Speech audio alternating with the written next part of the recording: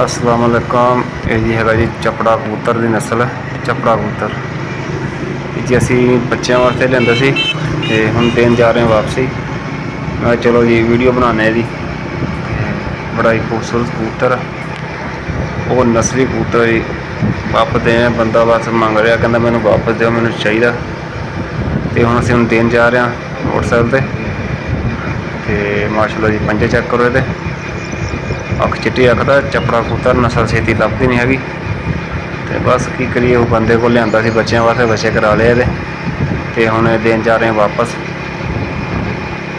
बहुत चंगा कबूतर सीगा बस मैं वापस मंग लिया हुण देना पिया उन्हें। एक दो झोलियां बच्चे दी करा लियां ते चंगी वैरायटी नस्ल बन गई ये बाकी वो बच्चे रख लवांगे ते कबूतर अज मैं मोड़ देना।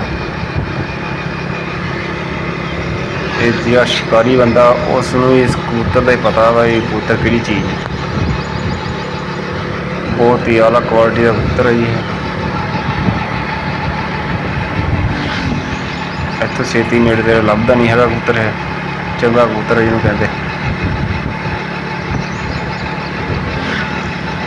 हम असीं पहुँच चले हैं इत्थे नेड़े लग गए हैं।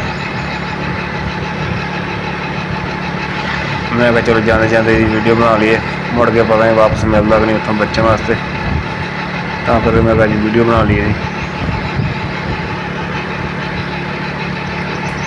चंगा बेहतरीन कबूतर है जी चपड़ा सच्चों करो चपड़ा कबूतर नस्ल वैरायटियाँ निकलती चेक करो चपड़े इदा के होंगे।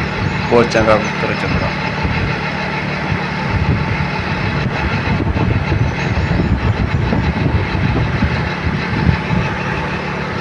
काली नोक है जी काले पंजे छक वाले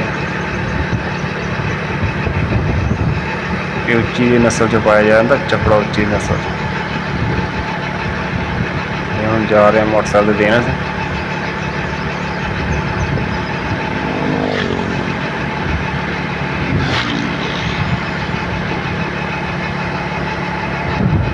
चपड़ा